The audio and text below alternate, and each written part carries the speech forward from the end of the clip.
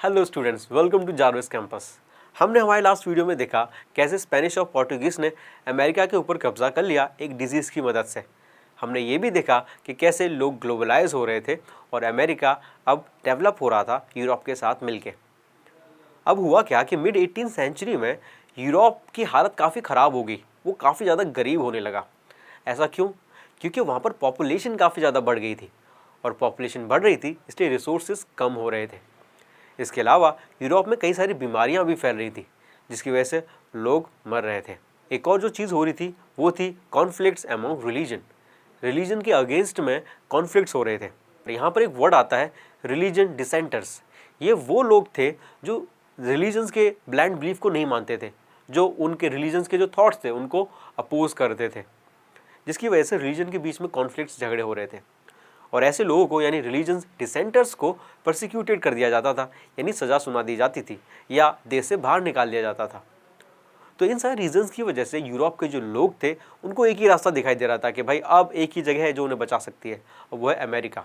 और इसलिए जो यूरोप के लोग थे वो अमेरिका शिफ्ट होने लगे, क्योंकि वहाँ पर जगह भी थी, क्रॉप्स भी थे और मिनरल्स भी थी। और वहाँ जाके ये लोग प्लांटेशन फार्मिंग कर रहे थे या फिर माइनिंग कर रहे थे मिनरल्स की। और वहाँ पर ये फार्मिंग कर रहे थे कॉटन और शुगर की, और माइनिंग कर रहे थे अलग अलग प्रीशियस मेटल्स की। मगर ये सारी चीज़ें खुद नहीं कर रहे थे, ये करवा रहे थे स्लेव से। ये स्लेव्स अफ्रीका के थे, इनको वो यूरोप मार्केट से ख़रीदते थे और फिर अमेरिका में आके उनसे काम करवाते थे। और जो ये फार्मिंग करते थे या जो माइनिंग करते थे, इनसे जो चीज़ें मिलती थी उनको ये वापस यूरोप मार्केट जाके बेच देते थे।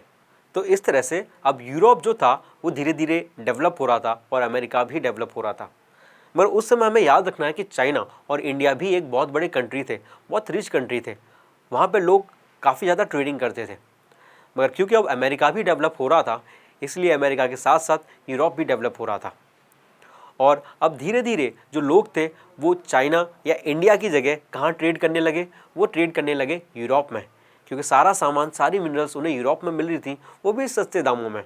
इसलिए जो बड़ी अमाउंट में जो ट्रेड थी, जो पहले एशिया में होती थी, वो अब कहाँ होने लगी थी? यूरोप में होने लगी थी। और इसलिए पूरे वर्ल्ड का जो ट्रेड सेंटर था वो अब क्या बन गया? वो बन गया था यूरोप, और अमेरिका डेवलप हो रहा था। मगर सवाल आता है कि चाइना और इंडिया जो पहले से ही डेवलप थे वो तब क्यों डेवलप नहीं हुए? तो इसका आंसर ये है कि चाइना जो पहले ट्रेड करता था बाहर के देशों से, अब उसने आइसोलेशन में जाना स्टार्ट कर दिया। यानी अब उसने बाहर के देशों से ट्रेड करना बंद कर दिया। बहुत लिमिटेड अमाउंट में, लिमिटेड कंट्रीज़ के साथ ही वो ट्रेड करता था। और इंडिया क्यों डेवलप नहीं हुआ? क्योंकि इंडिया में उस टाइम सी रूट की वजह से ब्रिटिशर्स आ गए थे, पोर्टुगीज़ आ गए थे, जो उनके ऊपर कॉलोनाइज कर रहे थे, यानी राज कर रहे थे और उनको डेवलप होने से रोक रहे थे। इंडिया से वेल्थ लेके जा रहे थे अपने देशों में, जिसकी वजह से इंडिया गरीब होने लगा और वहाँ पे ट्रेडिंग सेंटर या ट्रेड्स बंद हो गए। और यही रीज़न था कि उस समय चाइना और इंडिया जो थे वो डेवलप नहीं हो पाए, जबकि अमेरिका काफ़ी ज़्यादा डेवलप हुआ और यूरोप बन गया trade centre of the world. तो ये सारी चीज़ें हो रही थी 18th सेंचुरी में या 18th सेंचुरी के एंड तक। अब नेक्स्ट वीडियो में देखेंगे कि इसके बाद 19th सेंचुरी में क्या क्या हुआ। Thank you.